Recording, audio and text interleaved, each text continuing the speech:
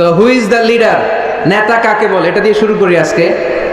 নেতা হচ্ছে ওই লোক যে পথ দেখায়, ঠিক কিনা? কল্যাণের পথ, সমৃদ্ধির পথ, উন্নয়নের পথ, জান্নাতের পথ, ঠিক কিনা? লিডার কাকে বলে? The leader is one who knows the way, shows the way and goes the way. I repeat, আমি আবার বলছি, the leader is one who knows the way, who shows the way, who goes the way. নেতা তারে বলে who knows the way, যে পথ চিনে, নিজে পথ চিনে, shows the way, তারপরে মানুষের পথ চিনায়, পথ দেখায়, তারপর goes the way, সবাইরে নিয়ে ওই পথে চলতে পারে। চিল্লায় বলি ঠিক কিনা? নিজেও রাস্তা চিনে, রাস্তা চিনায়ও দিতে পারে, আবার ওই রাস্তায় সবাইকে নিয়ে চলতেও পারে। এজন্য নেতা ঠিক হওয়া দরকার।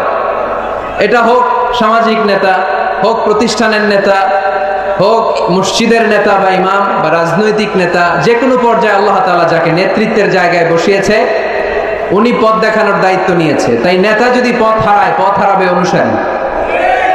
নেতা যদি পথ হারায়, পথ হারাবে বাংলাদেশ। নেতা যদি পথ হারায়, পথ হারাবে আমার লাল সবুজের পতাকা।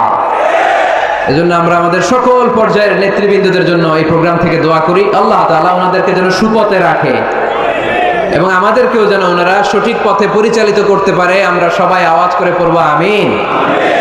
The leadership is the matter of influence, it's not the matter of position.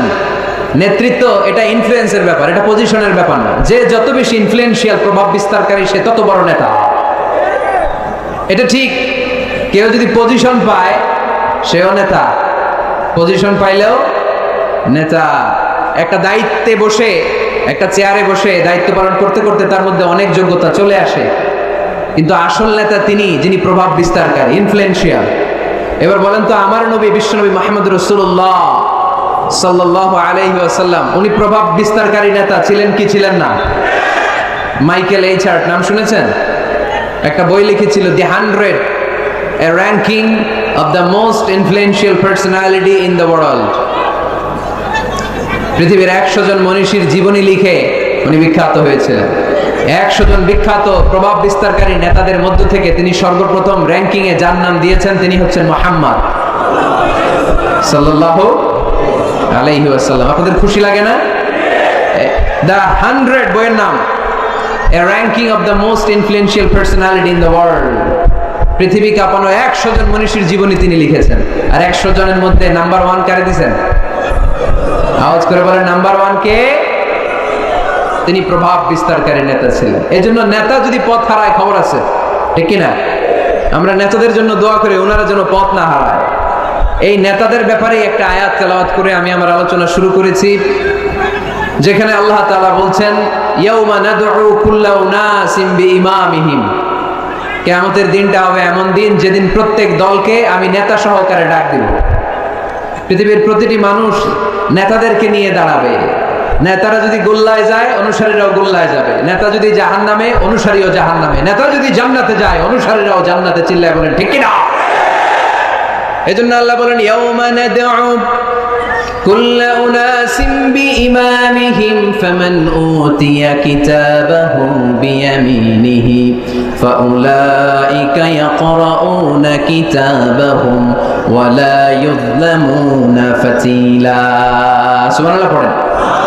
আল্লাহ বললেন, সেদিন দুনিয়ার সব মানুষগুলোকে আমি তাদের নেতা সহকারে ডাকবো, নেতা সহকারে দাঁড় করাবো। সেদিন যাদেরকে ডান হাতে আমলনামা দেয়া হবে তারা তাদের আমলনামা পড়তে থাকবে। আর সেদিনকার বিচারে কারো প্রতি বিন্দু পরিমাণে জুলুম করা হবে না। সুবহানাল্লাহ পড়েন। তাহলে আপনি কি একা একা দাঁড়াবেন? আপনার সাথে কে দাঁড়াবে? আওয়াজ করে, আরো জোরে, সবাই মিলে বলেন নেতা। নেতা দাঁড়াবে, কর্মীরা দাঁড়াবে। এই জন্য নেতা নির্বাচনের সময় সাবধান।